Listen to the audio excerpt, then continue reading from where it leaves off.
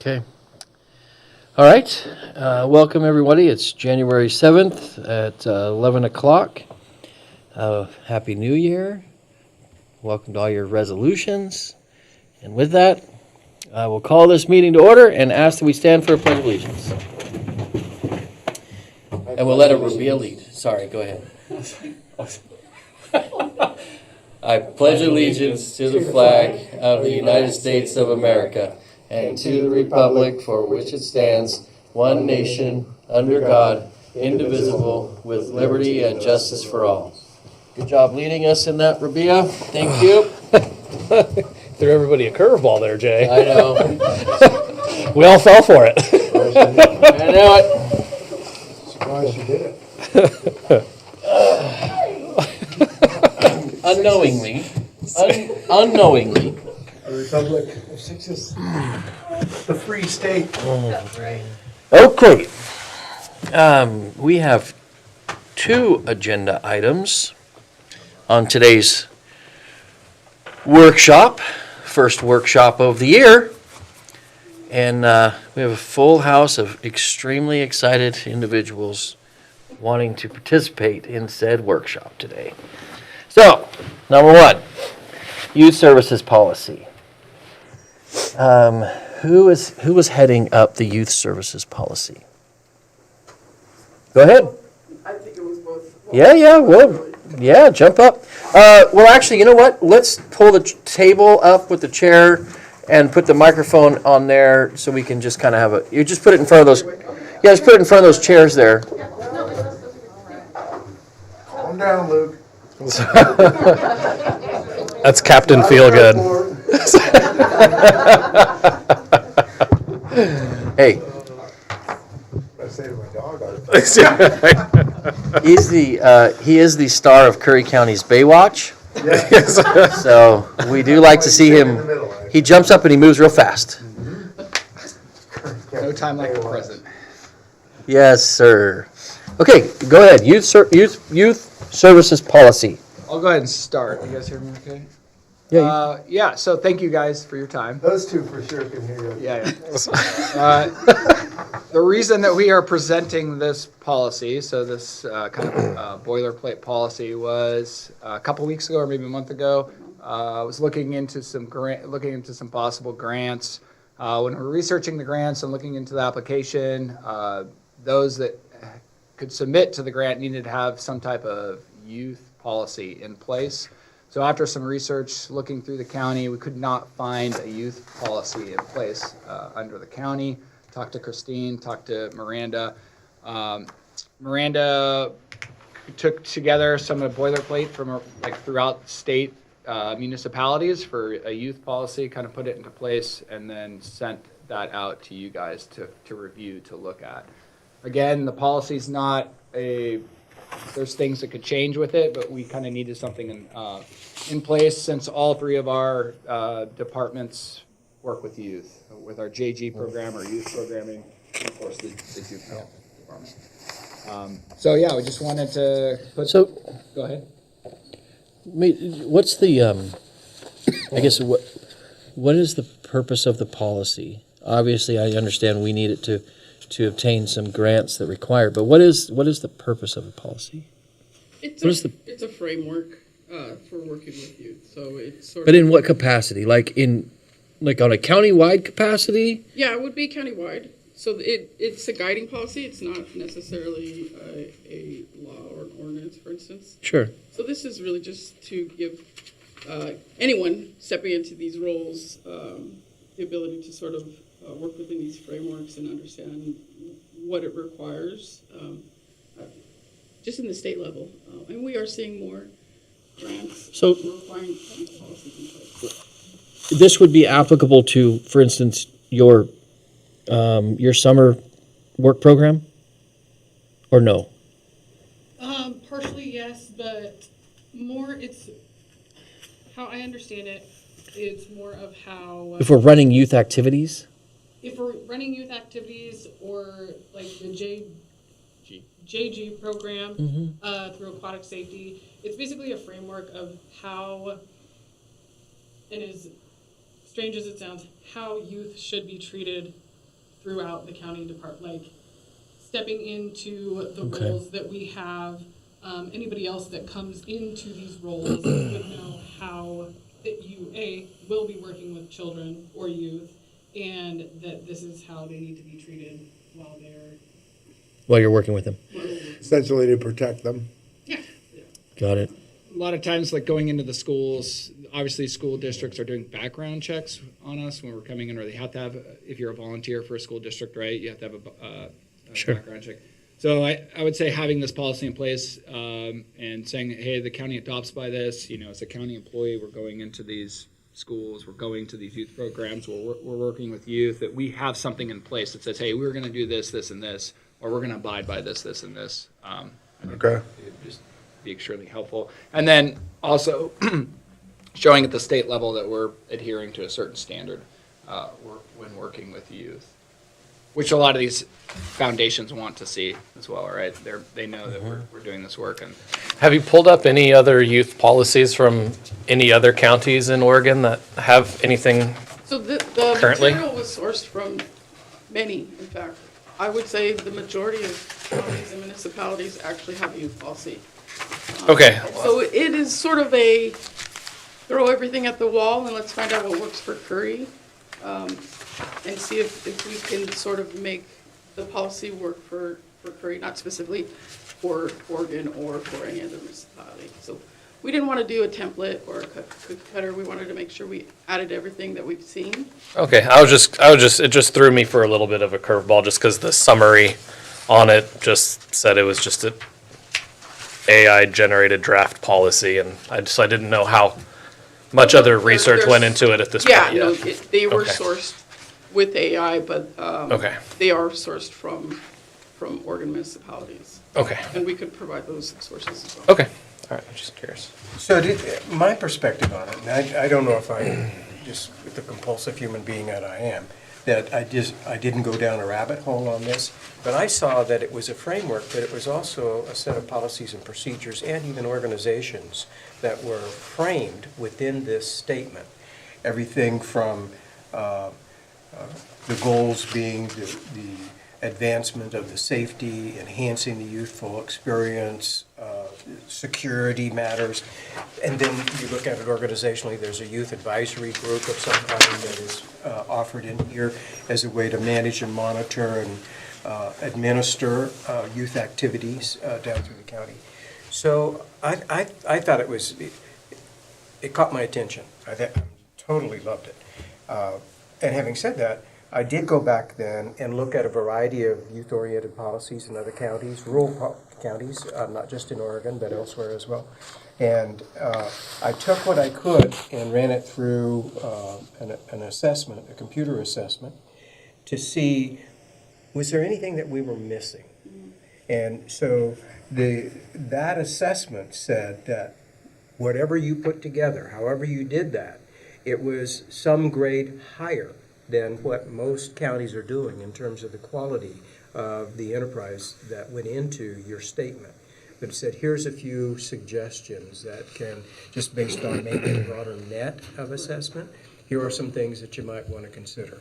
And so I put that together and I gave it to Natasha yesterday, and I don't know if you guys have had a chance to see it, but to the extent that you want to spend time looking at another set of data associated with how to advance your cause, then that's made available today. But I thought it was very intriguing, and I'm excited that we might even be adopting something like this at some point.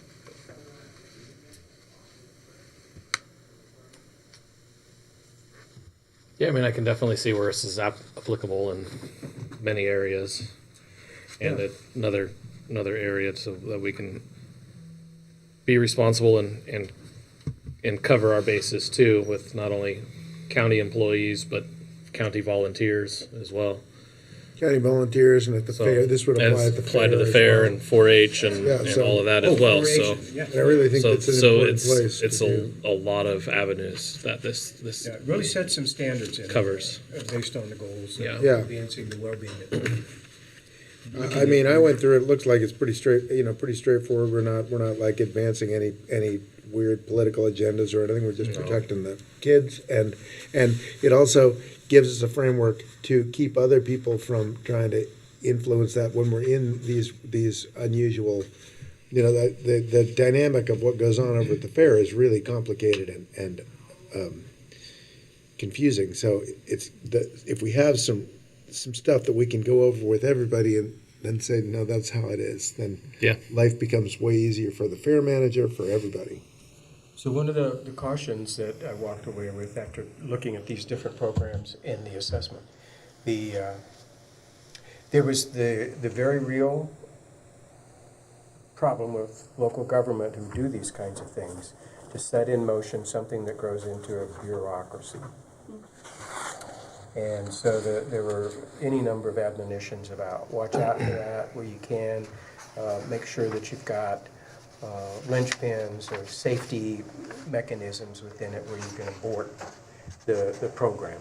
And I tried to account for that in some of the comments that I provided, where literally the youth advisory group or the BOC, however that shakes out, would have the opportunity to pull the plug on this without having to go through a lot of extra work. Rewinding quite a bit. Yeah, unwinding Yeah. stuff. Yeah, yeah. And that's a valid concern with these three empire builders here before you. Well, I was thinking of their predecessors. Oh. That actually, they're doing really great.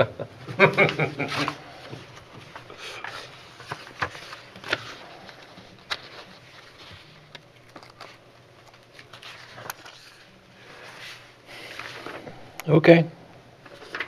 We can flesh it out based on that, and then it'll be pretty straightforward. And I think that, I mean, it's actually a great framework. So that's we thought about going back and stealing something direct from another county, but then we thought this is actually more broad and gets you the that's what they brought to you, and we'll just leave it like that, because that's then we can go from there.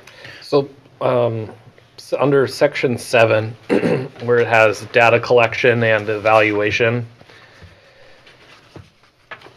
to do this policy framework, I mean, are we just going to be doing a generalized policy that encompasses all departments, or are you actually proposing a youth policy lead person? So, I mean, I think we talked about that as well, like who would sort of be who would do that lead, and I think we sort of thought it would be just adopted by all the departments. Okay, because for data collection and evaluation, having just one person oversee all of that, I don't see No, that as even being feasible. No, I think anything, trying to track everyone's work Yeah. is sort of cumbersome. That's one of the things that was pointed out in the material that I brought in, item D there. After looking at that number 7, that's an example of where it could be a toehold Sure. into an organizational mess that over a period of time could be very corrosive because of the unfunded mandates associated with those reporting mechanisms and tools. Yeah. And rather than allow that to happen, what's suggested here is that however you collect that data today, that's what we want to use in the future. We'll figure out how to deal with that.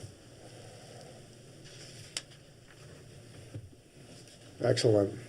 Okay, we'll get it together, and then yeah, I would say that again, that would be the role of like DCO to make sure that everybody's adhering to it to the extent that's necessary.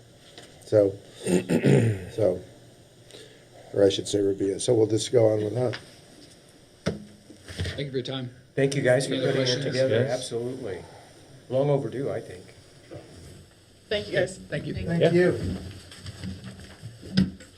Also, I'm always a little bit hesitant when people like Lynn just immediately start off talking about how great you are. But I do have to say, give you kudos, because that was a very quick, short presentation. I have one last question. Sorry. Is there a specific timeline that you guys need this policy in place by to apply for grants? Not necessarily. I think it was part of it, the grant that he was applying to. We did state within the grant that that was something that we were working on. Yeah. So they know that we're sort of working towards adopting a policy. We let them know where we're at in terms of that stages of having a policy in place, that we would put something together, talk to the board. That fully qualifies for the grant requirement for a complete grant. Okay. which we're seeing more of, so that's what's hard to. Okay, all right, thank you. Thanks, guys. Good work. Okay. Any more discussion on this? I don't think so. I think we can formalize it up, take some stuff out, and just make it a generalized policy to encompass all departments.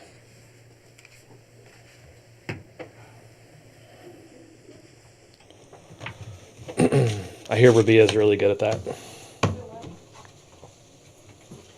We committed, you're the youth policy commissar going forward. So you're going to meet with every, well, you won't be working with kids. You're just going to be working with each department in detail. And Lynn suggested that you be meeting with them monthly. With the kids, not with me. No, with each Oh, department God. head monthly, no kids, no funds. Children of our county or what? Is that the? You're off the hook, I made all that up. Yeah, I like this spiraling out of control. Did you see it? She's like, I permanently damaged her relationship with Lynn in one quick paragraph. And like I need help. Funny. Next is the strategic plan discussion. So attached you all have the 2020 to 2025 strategic plan, county strategic plan. So we need to update this. Now,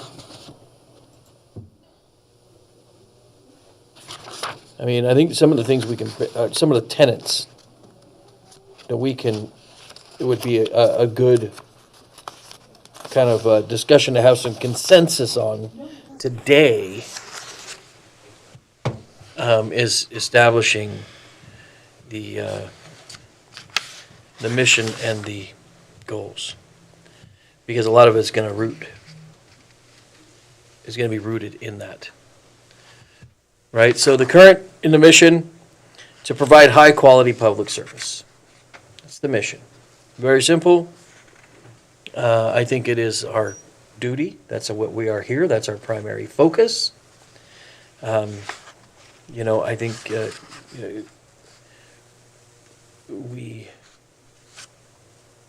we oftentimes lose sight that is our purpose.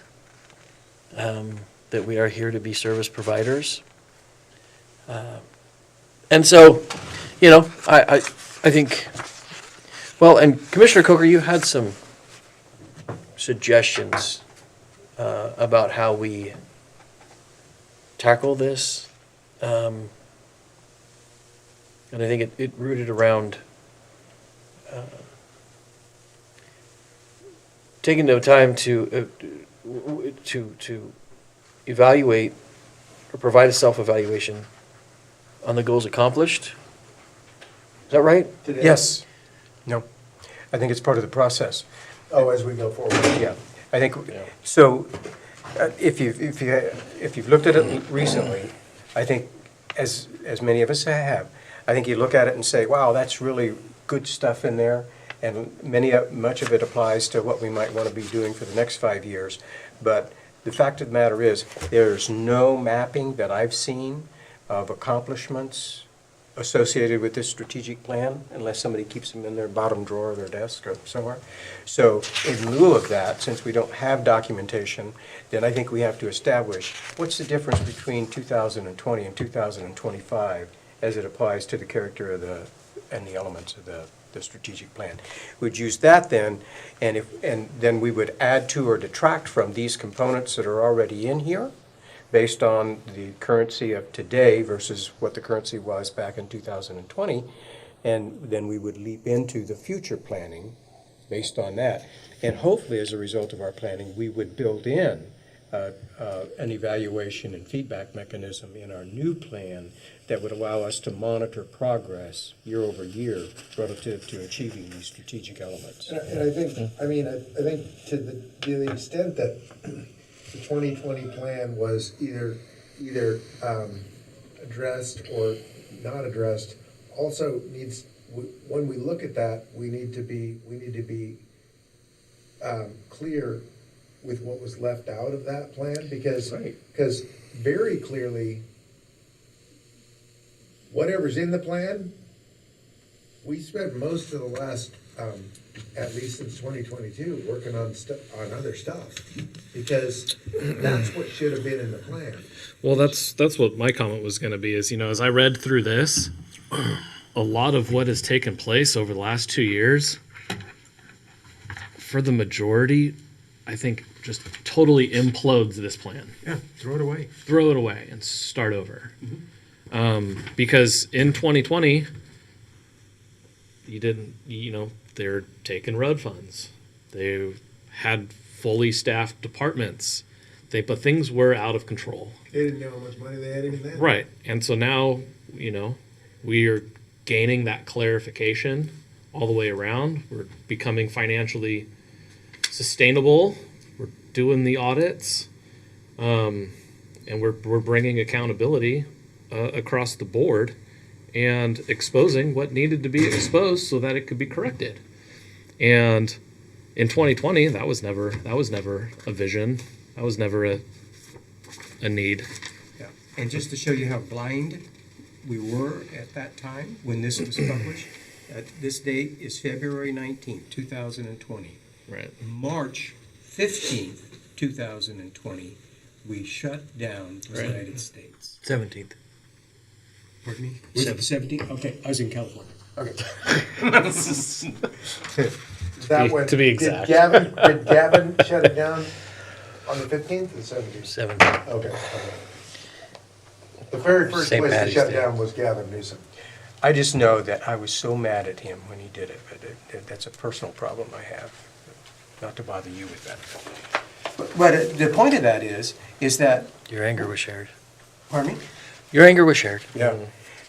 So, it's all the funding that came after this, after the. Completely turned the entire place upside down. Absolutely, absolutely. And then you have something in 2023, was that when the Hack happened? hack? Yeah. Yeah. So then, we were relying upon somebody else's wallet in order to fix that even still. Part of it was from COVID funds, and some of it was insurance funds, and a lot of other stuff. Well, I think we share a new vision, the three of us. I think we need to update that. Oh, yes, yeah. Especially And in the then- arena of resource management and development. Right. But also, when you're talking about your strategic plan, delivering services, that is important. But Right. I think equally important is kind of what we're talking about, which is transparency as we go forward. And I know that you get attacked now whenever you say transparency. That just means you're over the target. You need to keep on saying it, because it's the most important Yeah. thing that government can do. So that when people ask questions, even if they're repetitive and they've been answered before, it's easy to access that information and say, this is what we're doing, and we're not keeping secrets, and we're going forward. Yeah.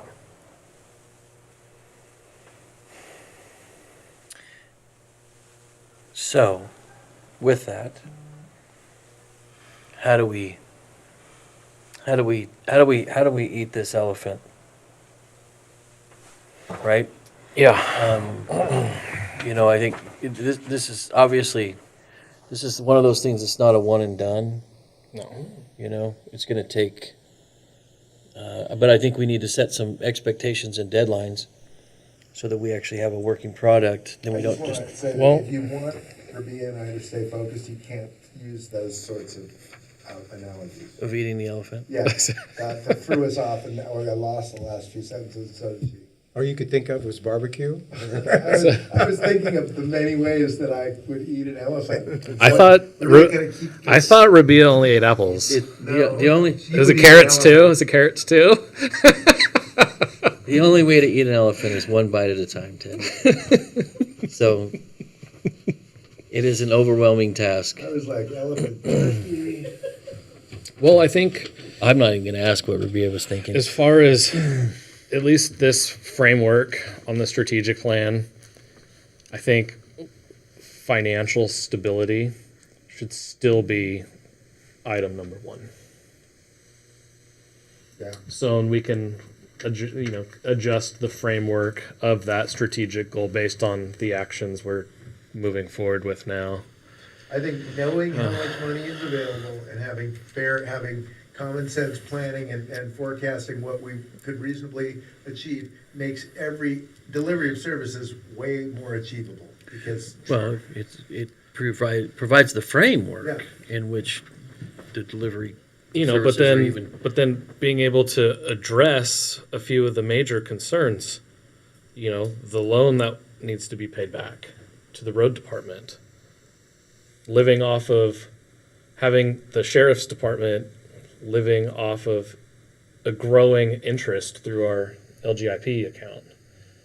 So items like that need to be added into here as well. And then I think we get with Nick also and see what goals and items he would want to add to maintaining the financial, not only stability, but sustainability going forward as well. Part of what I would like to have add, just a thing that I was discussing with somebody earlier today, lobbying, establishing policies that require financial responsibility, and also lobbying for the same at the state level. So that, because when you think about one of the major obstacle that has come between the county commission and governance of this county since 2022, when I got here, is one particular special law that was passed that applies to 7 counties only, that allows and actually encourages departments to raid other departments, in particular, specifically the road funds, to support activities outside of that purview. And that's and we're really fighting.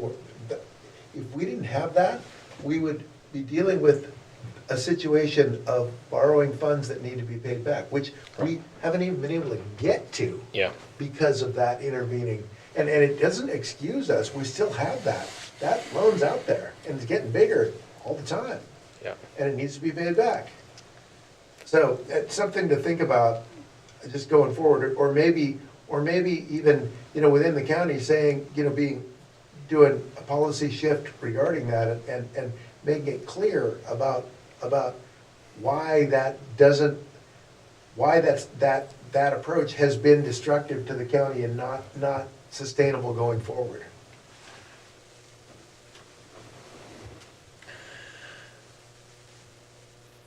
The overarching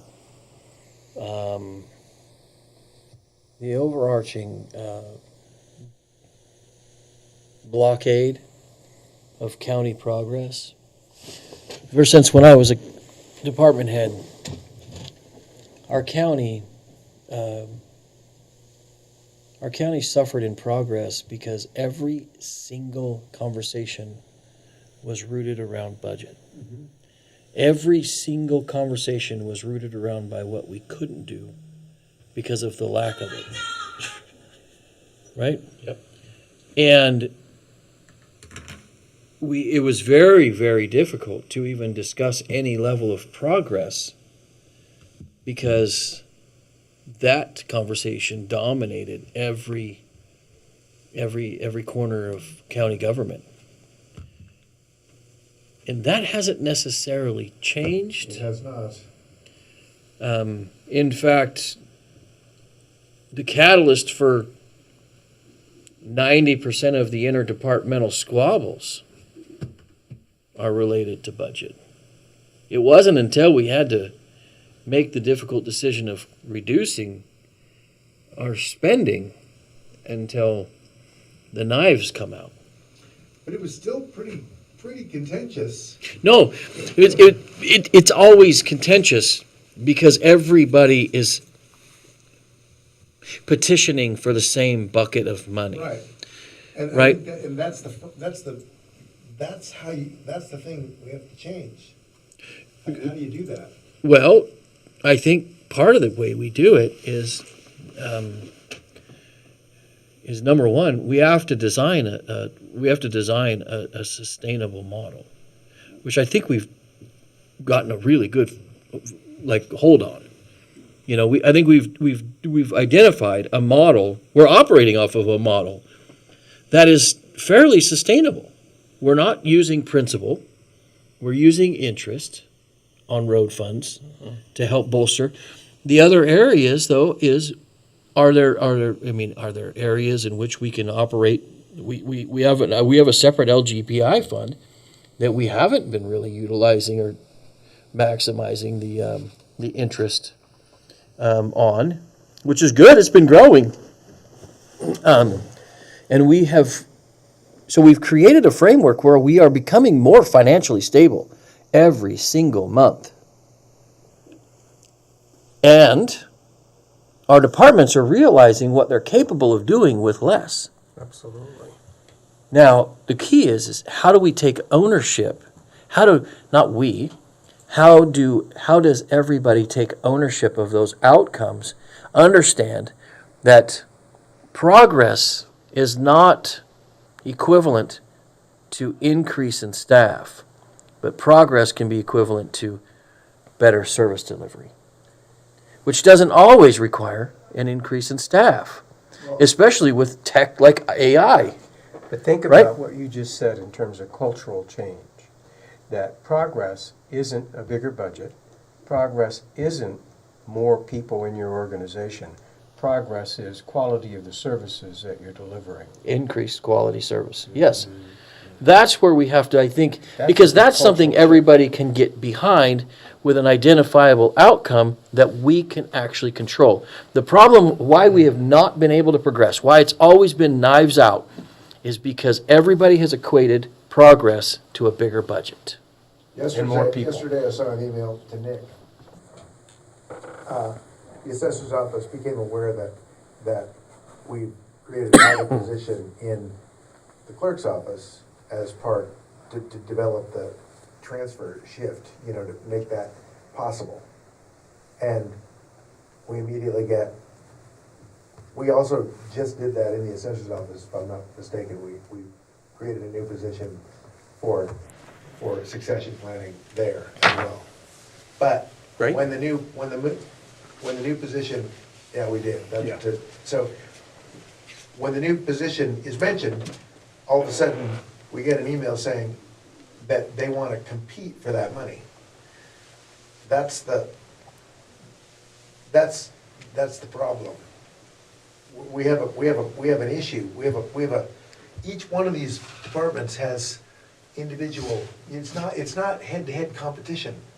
It's not that at all. Where it's, the idea with each one of these, they're an organic entity, right? And yeah, you might need to inflate staff while you're figuring out how you're gonna replace your primary person, right? And then if you hire right, that staff will contract and services will be delivered. But communicating that is that's the challenge. So think about again, I agree 100% with what you just said. Somebody is used to arm wrestling and/or competing over my budget versus my sister's budget. And the reason is because leadership says, through the way that we behave and we manage, that that's really what's important. And how does the leadership team that works for us understand that's important to us? Because we don't measure them meaningfully and we don't reward them meaningfully any other way. So we've got really wild, beastie, very capable department heads, and we haven't given them the framework to understand where their focus, where their gratification, where their growth, where their excellence is exhibited. It's exhibited in how well you're dealing with your clients out there, not how well you effectively arm wrestle with the board or how effectively you wrestle with your neighbor. Okay, that's, Well, and in the way, my opinion, one strategy that we use to really begin to adopt this framework of progress through performance is not much different than the three individuals who were here earlier. Those are three individuals who genuinely care about outcomes. But what we fail, and what you just pointed out, is just like little Johnny in the classroom who acts out to gain the attention of the teacher. It's easy for the teacher to lose fact that Susie is doing everything correct but never gets recognized. again, you're gonna have to change the analogy. She never went to school. The coffee shop. No, just kidding. So, my point is this. Sorry, and I'm going on a long diatribe to get to a single point. One strategy in which we could reinforce this cultural shift is by highlighting the achievements. It's a really, it's gonna be a real undertaking for an old dog like me to be able to do that, but that's certainly, that's exactly what we have to do. We got to highlight the achievements. And one easy way we can do it, that is a systematic way in doing so, is now we have 12 business meetings a year. Each business meeting, one of the departments comes in and does a presentation Perfect. On delivery of service. on service delivery, outcomes, and achievements. And we can help them create the right tapestry, the right report, if you will, by highlighting what are the priorities for that department on an annual basis. So we first of all have to agree on their annual plan, and then have them report on the incremental steps towards achieving that as measured in terms of excellent output and customer service. So one of the ways I've been kicking around, and you're going to have to figure out if we can do this It'll work for every department of planning. legally, and I'm certain we can. Oh, I thought you were talking to her. I am. Okay. Both. I think one way that we can begin to achieve this is we host an annual management retreat. And it doesn't have to be a retreat in the formal sense that we're going to go retreat somewhere out of county to go work on this. Although I do believe that a lot of times in terms of team building and everything else, those are best. But we could use the fairgrounds over a 3-day period with our management team. Each management team establishes their KPIs. They identify the three goals for their year for themselves and for their department. They present on those things. We build them into our framework. Then we require monthly reporting on updates and outcomes so that we can get those things out to the public so they have something to celebrate. But it all needs, I think we can begin the process with a leadership. I think it's a great idea. You've had more, I've done some retreats in my day that were really, really productive. And in a situation like this, how does that work? Because they're going to make presentations, but like for me, with most of my work down in the legal field, we kind of all get together and sort of tear each other apart on purpose. You critique, you do stuff, you critique, you perform, you do things like that. Do we do that, or do we? No. Is this just a positivity thing? Positivity thing. So, we want to incorporate some team building. We want to incorporate some self-evaluation. We want to incorporate some group activity. Okay. We want to be able to have the individualized goals and achievements that we then bring into a bigger circle that is countywide, right? And really, it's a matter of just getting out of the downstream nonsense of always. Yeah, It's taking a moment. good first way to reset that whole thing. We can also incorporate a few trainings, leadership and HR training for all of our managers and leaders, right? We can do some, we can have a themed event where we identify, maybe it's a book that we get for all of our leaders that's going to be the catalyst for the retreat, right? Well, I can tell you right now, we do this every year. I have this with my team, and this year, Brad would be extremely excited because it is extreme ownership is the theme this year, and how everybody takes extreme ownership over every aspect of which they are in charge of, and how they plan to manage that. But that's just one example. So That's really good. That's You a know? great way of, that would be a good level of focus. and the thing is if we walk out and every leader has 3 established goals and strategies to reach those goals, and a mechanism in which they get to report those goals being identified and reached to the public, then I think they have vision. We have a platform. We're changing the mechanism of progress into output, not what your budget looks like. Yeah, I like it.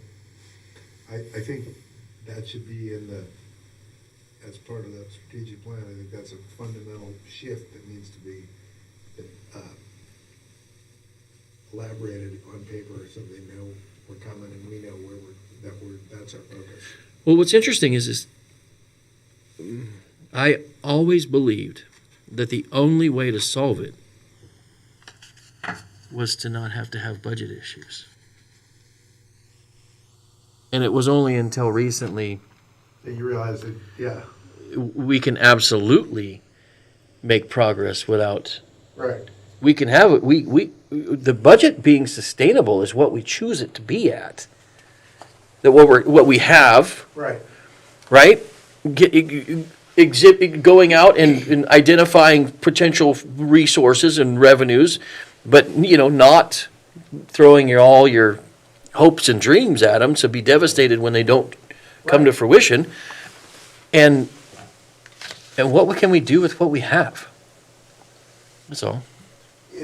I think that's great. I think that's and it's gonna be it's gonna happen. I don't see how I think you're gonna get a bunch of people that sign right on. Oh, for sure. Yeah. And I think we're going to get a lot of, well, not a lot, but we'll get resistance. It's expected. Then the goal is to minimize the resistance. How do we best communicate this in a manner that doesn't require a defensive position, Right. right? It's like, Because that will be the reflexive thing will be defensive, because nobody wants to change, and you're basically saying, you're basically reversing the paradigm completely. You're saying, stop worrying about money, just worry about outcomes. And for those of us who run private businesses, we know that that's actually the secret to success in every business. That's it. Stop, the money, as long as you're worrying about outcomes, everything else pretty much takes care of itself, one way or another. it does. It does. So with that, how do we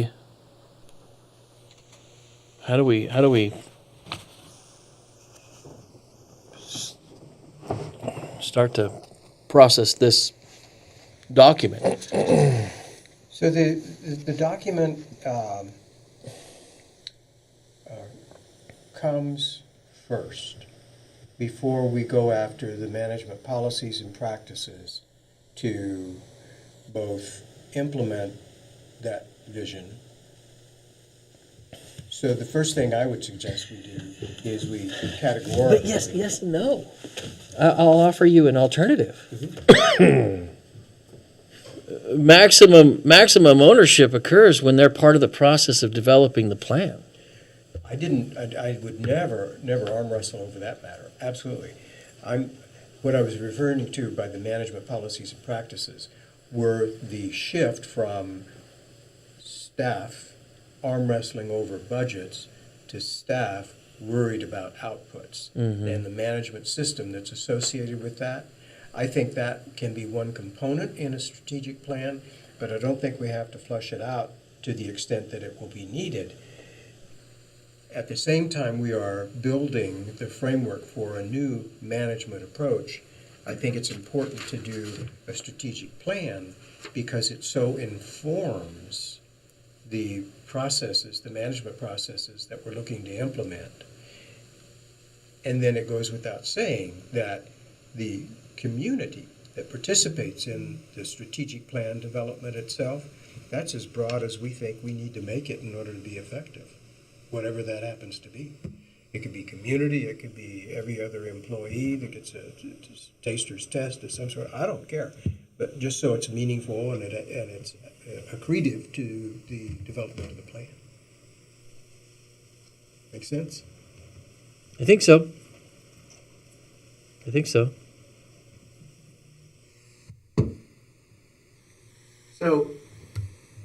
So the way that we preface it, then we come in, because I've heard a bunch of things so far, which makes sense. We come in and we start with a review and critique of the 2020 strategic plan, and then we say this plan was to the extent that it was achievable.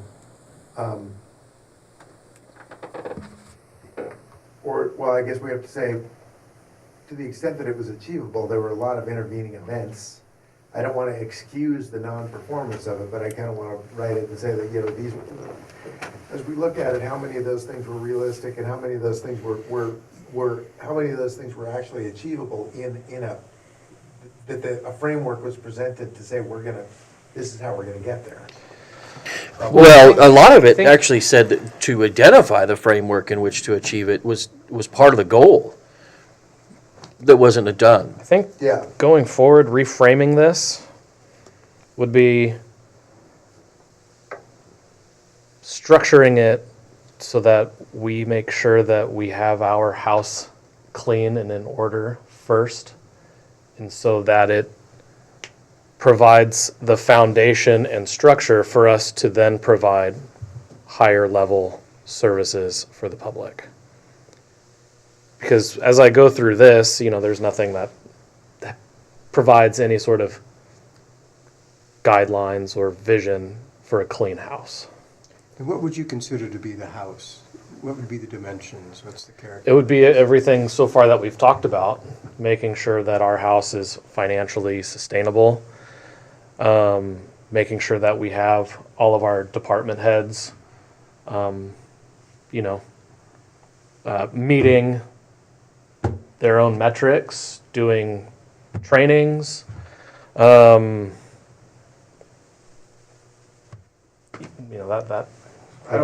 sort of thing.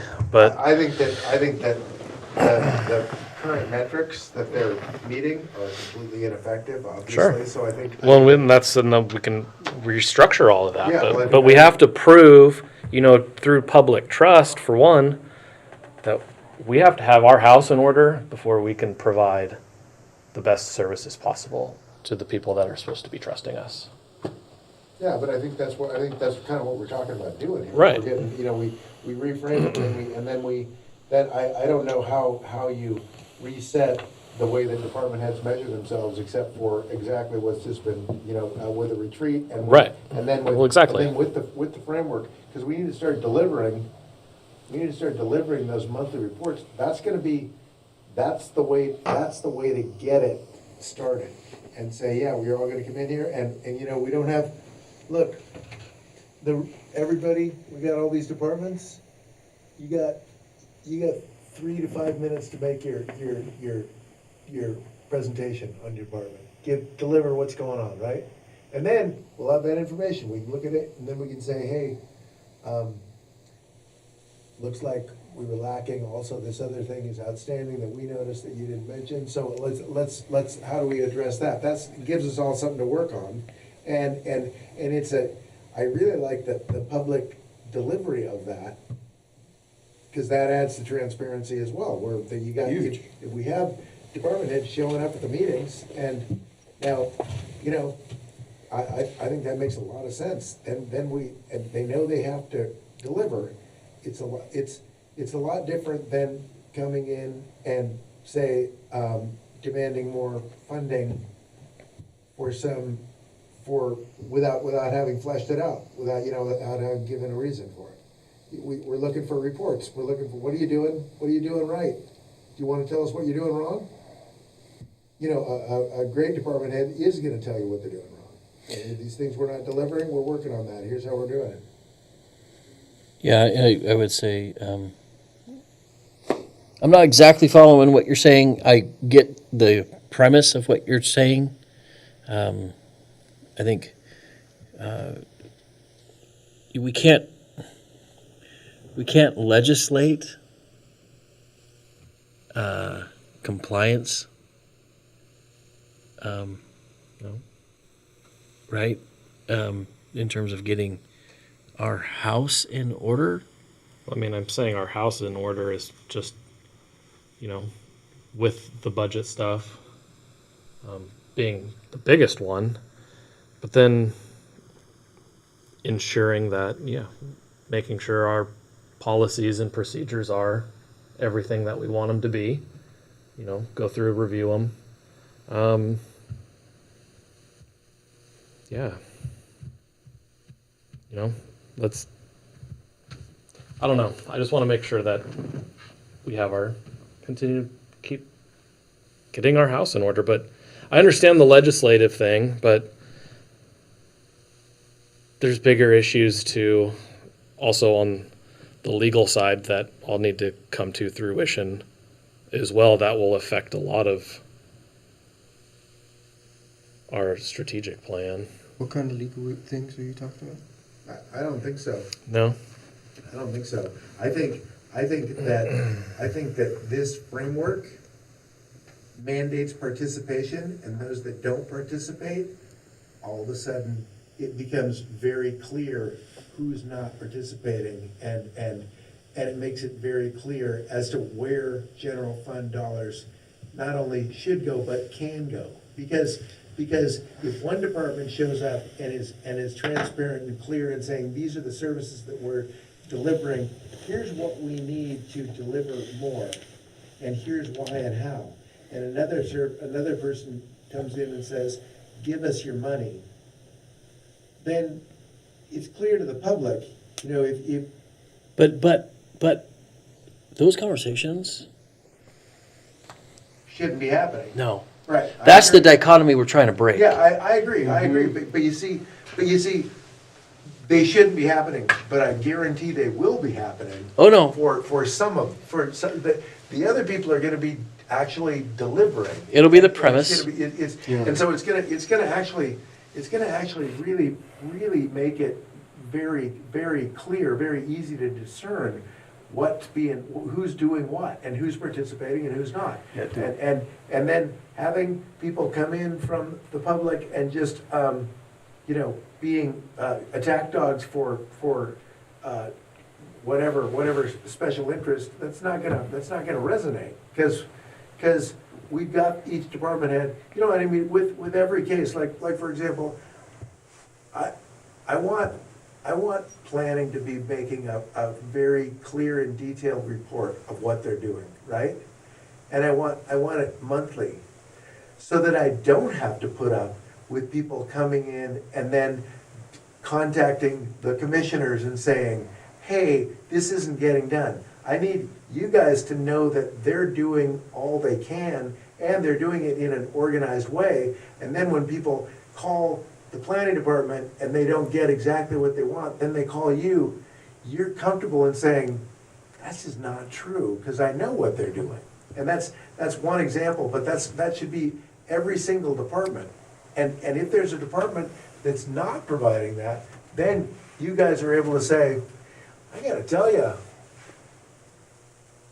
there's nothing I can do about that, because that particular department isn't participating and I can't compel them to participate.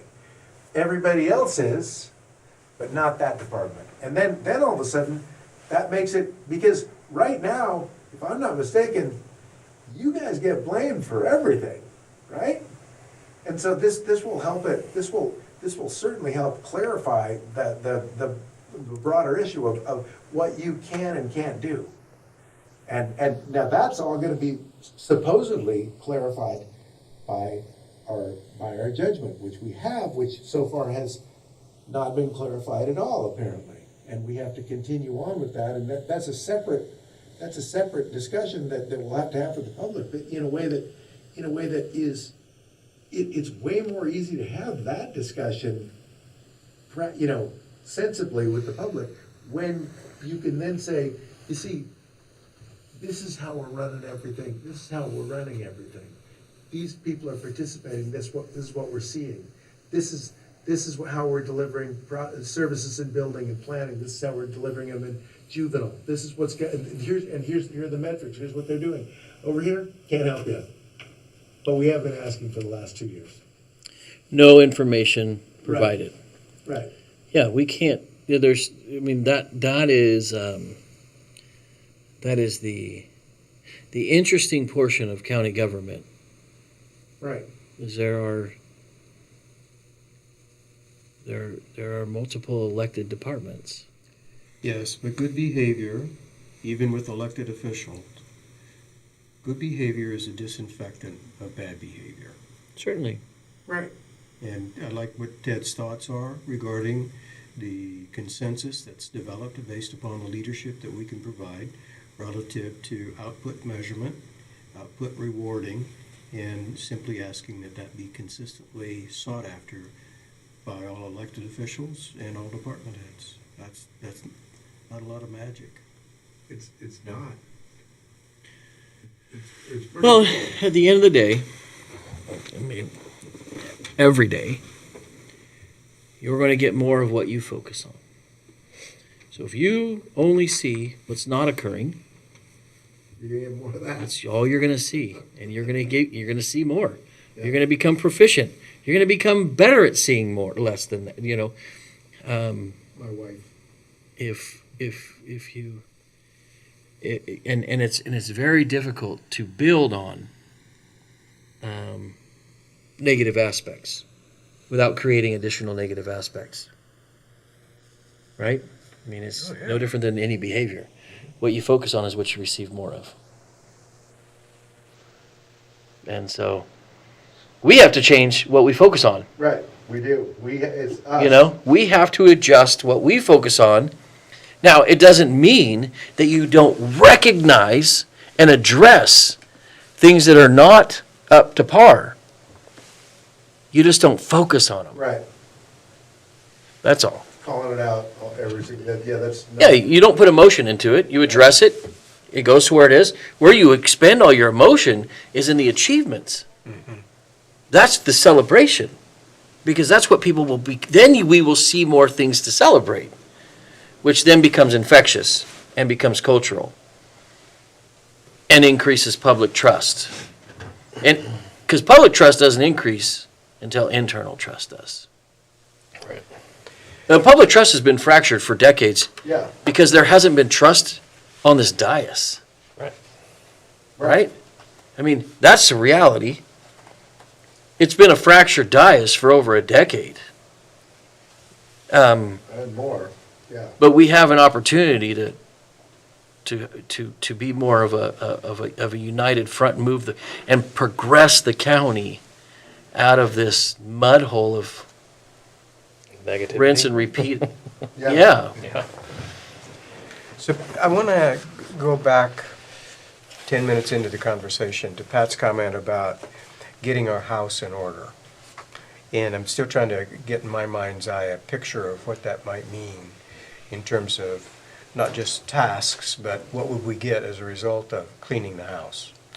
So would the house, in the way you were thinking? Well, we're cleaning the house technically right now in my view. I this agree. whole last year. Okay.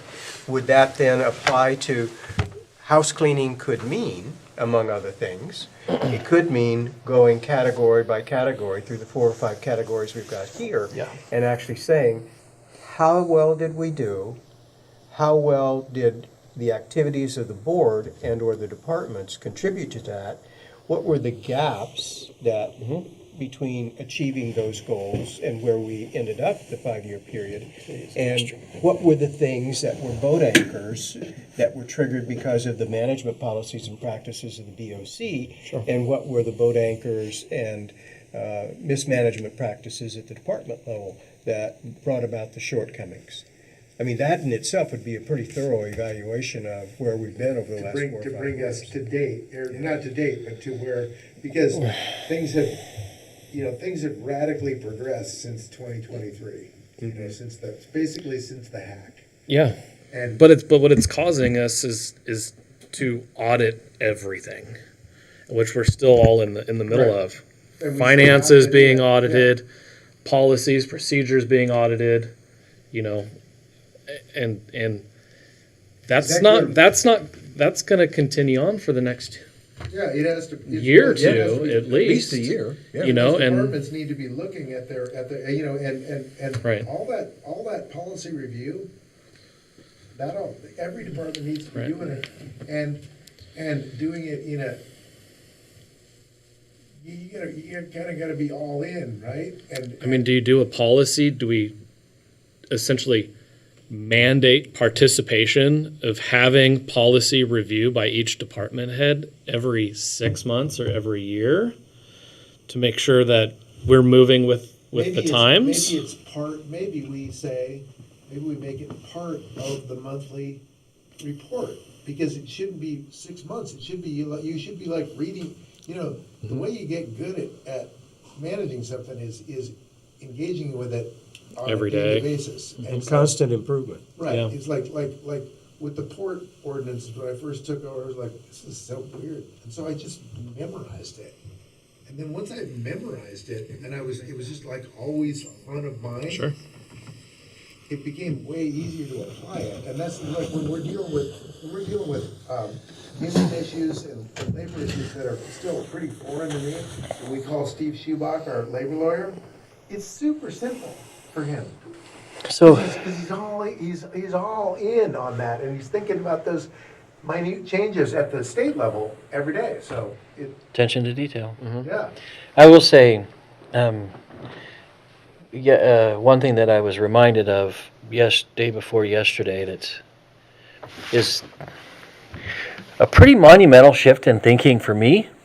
So, Ted, you remember Rich, our efficiency guy. So, he still works with me Yeah. and my team. Anyways, I had him review some things, and he sent me his findings.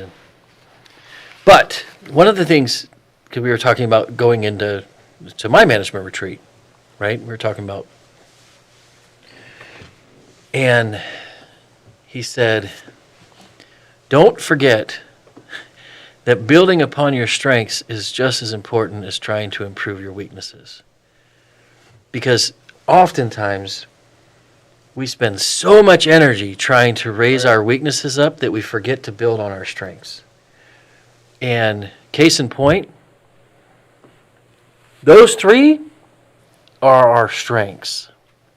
And there's 6 more of those, right? But we end up losing so much of that appreciation focused on our Right. weaknesses. Right. When we should be focusing on, exactly. Mhm. Good point. And And giving, I agree, giving the attention and giving the rewards to the people that are, the people that put their, you can clearly see who puts their job ahead of, who puts their delivery ahead of their pay or their time off or anything like that. It's super easy to see that. No. But it's really difficult to acknowledge it. Right. Because it takes effort, right? It's easy to acknowledge the deficits because you have to. It forces you to, right? So, I think we also have to identify the strengths that we can build on and put energy into that. So as much as it is getting our house in order, which I agree with, I agree that we need a full policy review. And those might be board goals. Yeah. Those might be our BOC goals. We may need to dedicate a one meeting a month to. Make an item number 6 that says board Item number goals. 6 and have the board. Board review goals. With a, well, board Right. goals, but what Yeah. about if you did, what about you said, okay, so February, we're going through the policy for the building department. Perfect.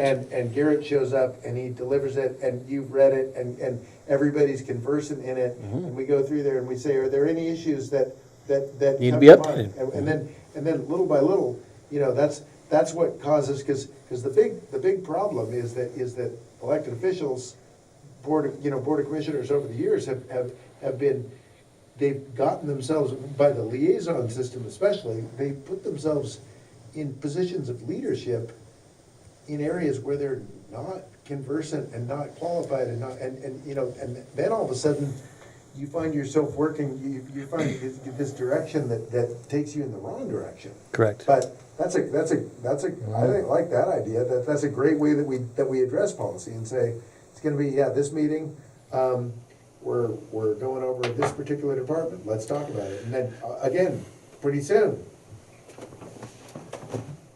same thing, you're gonna see who's participating and who isn't. That's it. Certainly. And who to celebrate, Right. right? Yeah. And because in our job, right, our baseline job, we have 2 baseline functions: county policy, county budget. That's it. Those are our baseline policies. Those are now, and what we're talking about. So those are the things that we should be. Those are non-negotiables. We have to. Now, those have been things that have been overlooked by others for personal priorities or whatever the case is. They have been overlooked where policy hasn't been a priority, nor has budget. It's been what they've been told, and then it's fine. I appreciate when people take notes. It means they read the policy. It's more than I did, And then it provides an alternative. Okay, maybe that we can evaluate, make it stronger. So You also have a judgment that you just got that clarifies the role of policy. Sure. In the county, and the fact that everyone is bound by it, and it is your primary role. And policy needs to exist for a reason, and it's clear, and that's why engaging in it and working with it is really key for every department. And I think a lot of times we think policy and it just becomes this glazed over, kind of With Rabia, but with everyone else. with everyone else, yes. There's lights of excitement Right. Oh, when we yeah. talk policy. But here's the reality.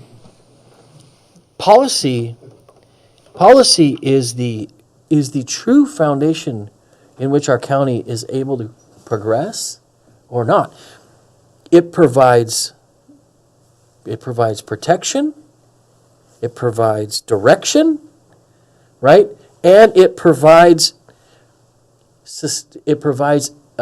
stability, right? Right. Because the goal isn't for us to have the greatest term in our positions.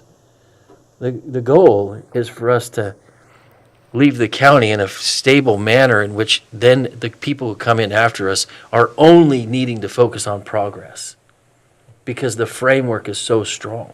Yeah. If it doesn't survive us, it's not worth its effort. Right.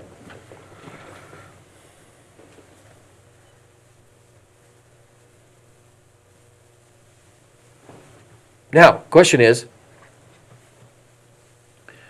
do we move forward with the planning and preparation of this retreat? Or however we want to call it, leadership conference.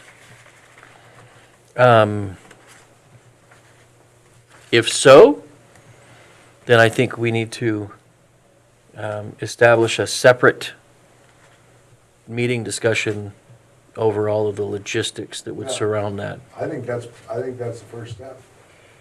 I agree that it's an important first step. I think there's also a companion one that says, let's go ahead and start the reviews, the departmental reviews. Oh, yeah, for sure. Yeah.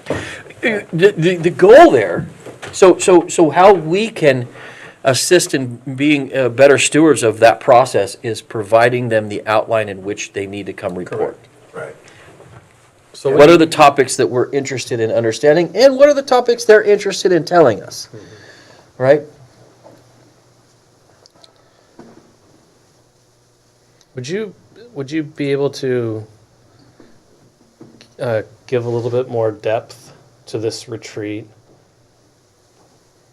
Because I know you say you do your retreat and stuff for your business, but then you just mentioned you have somebody who helped you, kind of like an efficiency manager or something. But does he help create the framework for each retreat that you do annually? No. Okay. No, how we do how we do it is each year we've had a different theme built on our goals. So I can tell you, like this year.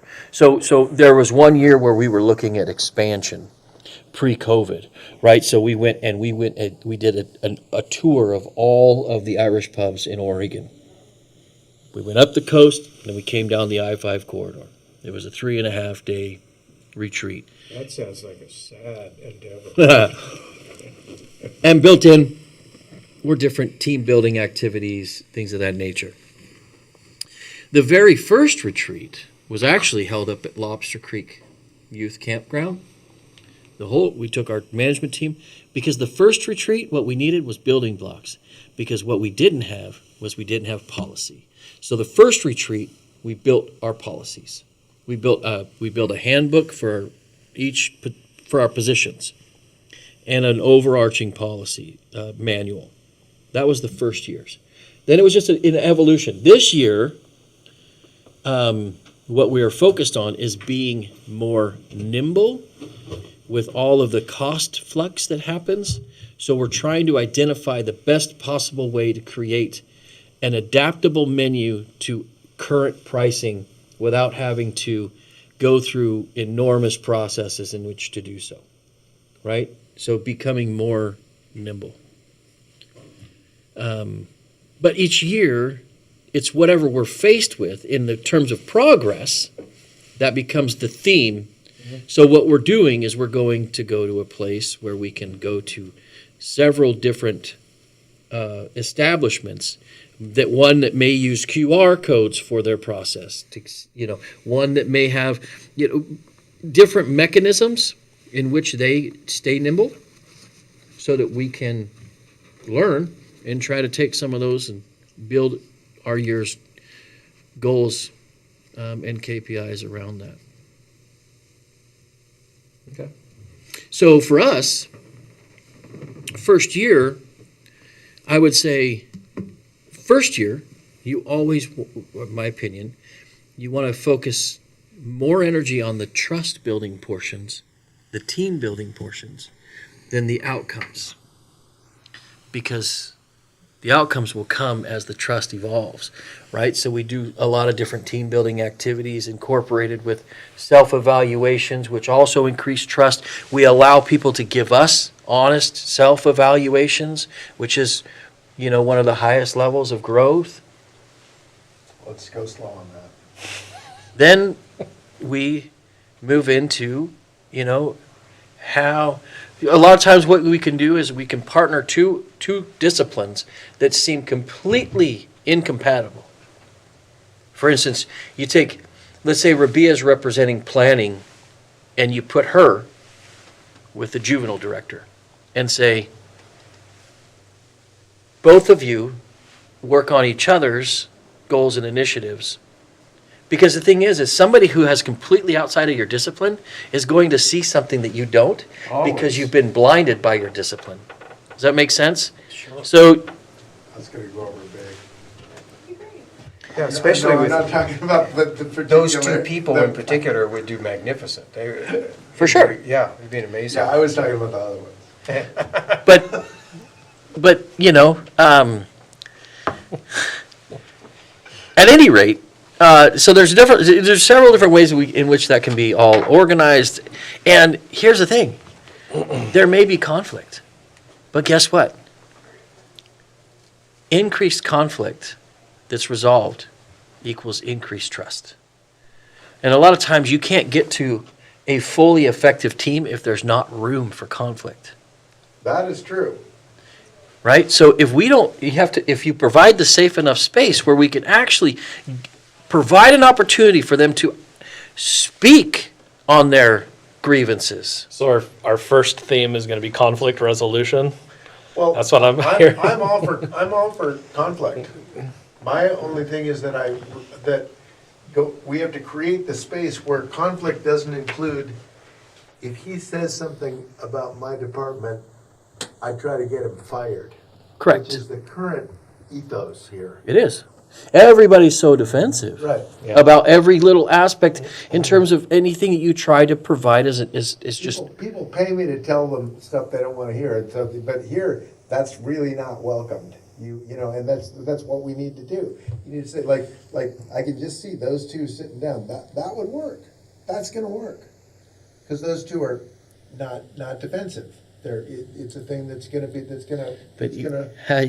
so the trick in that moderation is when you start these activities, you begin With them? with the ones who have the highest levels of trust. Okay. Because the people further downstream who will be presenting Right. will feel that added. Because like if you were to have, say, the sheriff's office trade places with the county council's department, right? The way that conflict's gonna be resolved is out in the street. That's like year 3. Okay, all right. We have some work up to do. But Year 3 in the next century.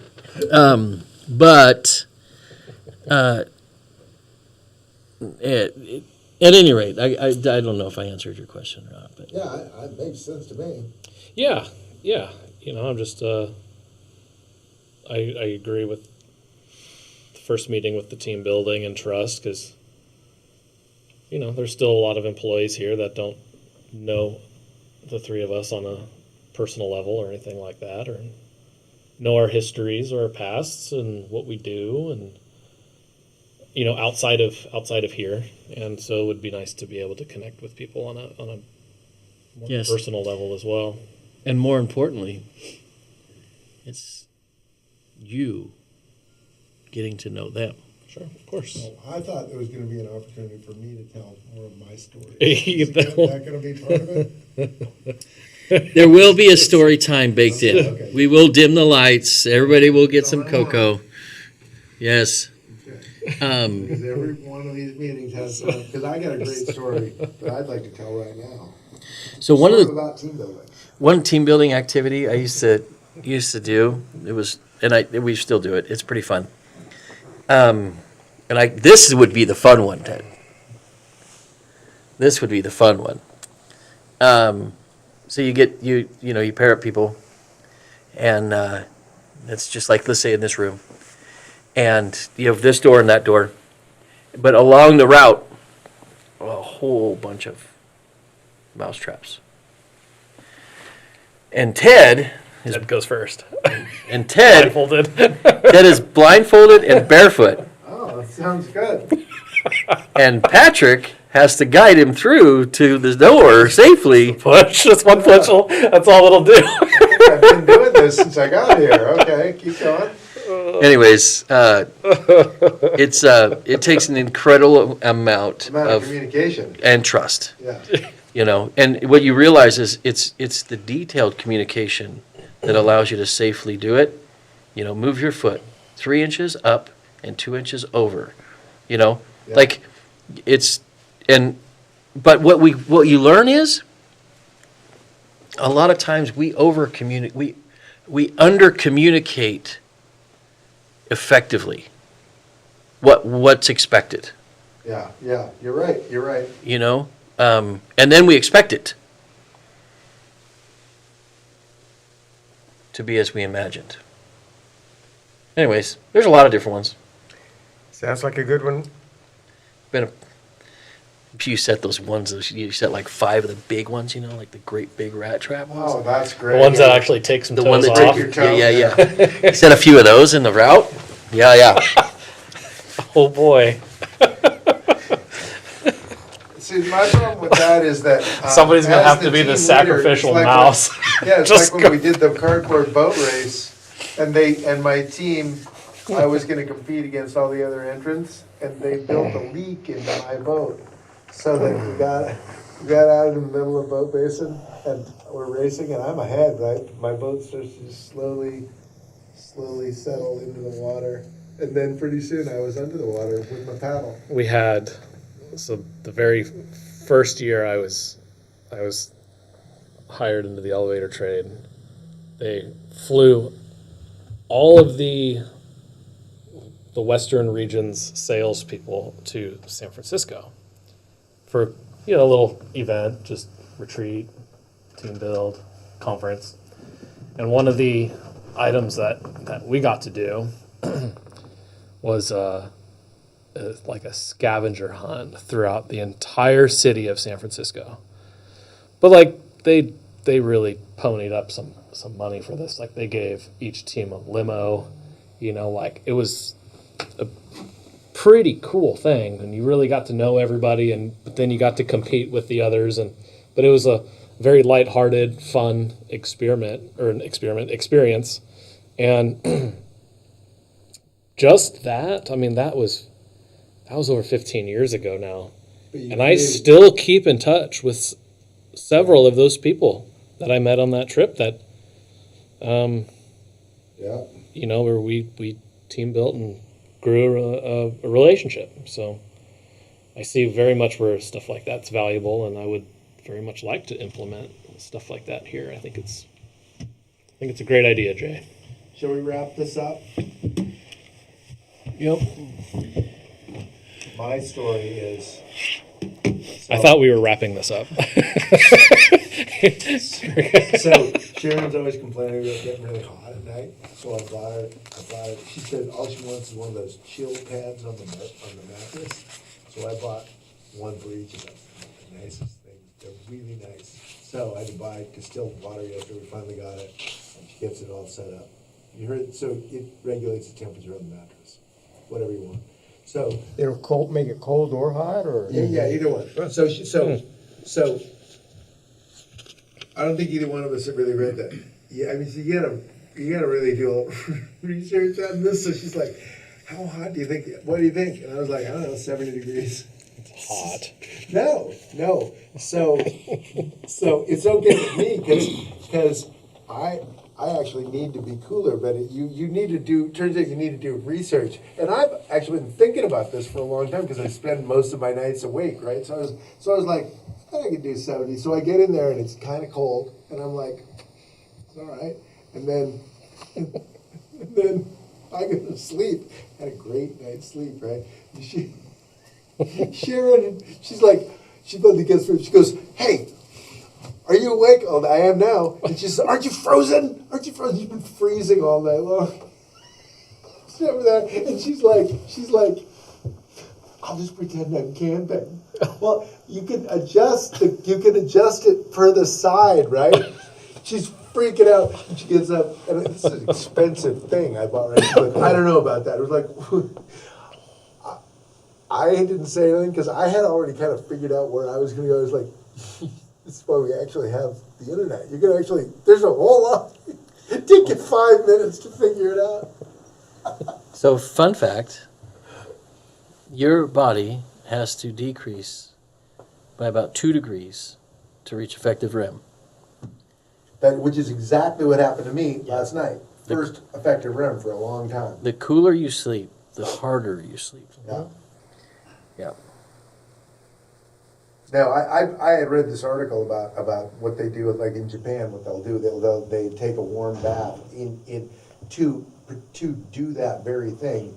They put you in light bedding at that point because it's the drop that knocks, and it's relative, you don't all have to fit 58 degrees. It's just that relative drop that your body is like, okay, I can relax.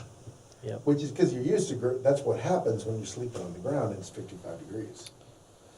Still Right. sleep with the air conditioner on 365 nights a year. And Kim pretty much has to go into hypothermia every single night in order for me to fall asleep. You can get her a chili pad and she can warm herself I up. know, she There you could. go. You will have to So- send me a link. $1,500. Never mind, Next I don't step, want it. Sam, Yeah, so next steps, let's, I think, obviously, we can't lose track on this. Can we say that we'll meet, or we will discuss this in next week's DCO meeting updates? Yes. Like, I invite all of us to go through with some, do the critique of the old plan, and then be ready to move forward with the first one. yeah. And we can also discuss the retreat ideas if we have any. Yeah.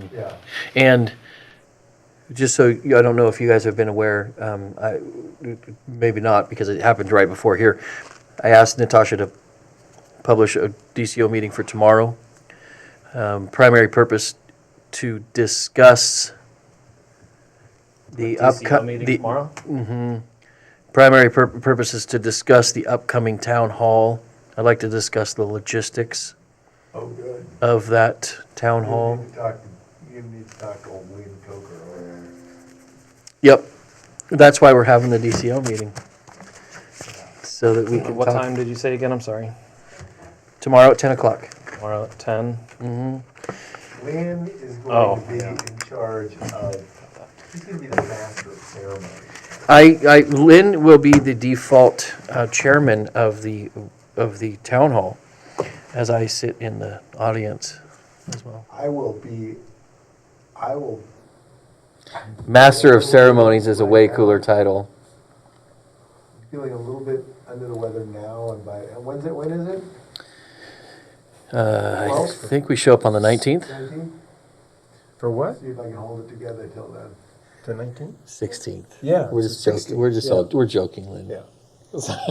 It's just all about the show. I know. You could scare me. I got this all planned out. Lynn's like, I got half the town coming. Oh, he does. Well, and a bunch of other people, the residents. well aware. That's gonna be the best part. Yes. Yes, the Master of Ceremonies has his hand full. Okay, so we will meet tomorrow, 10 o'clock, to discuss that. I will say that town hall that we had, the homeless town hall that we had in the Grange, was one of the most memorable events that I've ever been to. When the guy with the neck tattoo got up and scared everybody, they all just left, and I was like, tough talk from the audience, right till a big scary guy with a neck tattoo shows up and says, "You want to talk to me?" And they're like, "No, we're leaving. Time to go home. Taking our guns and going." It was an interesting one. Were you there? No, when was that? No, it was the discussion of the Rainbow Rock, when all the RVs were parked on Rainbow Rock. Yeah, it was a fun one. That's when you found that was the night that those people found out that the homeless campers were more organized than they were. Absolutely. Yeah. Absolutely. And I think that's a likelihood that will unfold as well on the 16th, is that we're going to find that there's pretty strong organization on the part of the folks that represent the aspirations of the industrial homeless organizations. I agree. Well, with weather permitting, I'll be able to join you too. Okay, Yeah. if that's it, we will adjourn this meeting. Like,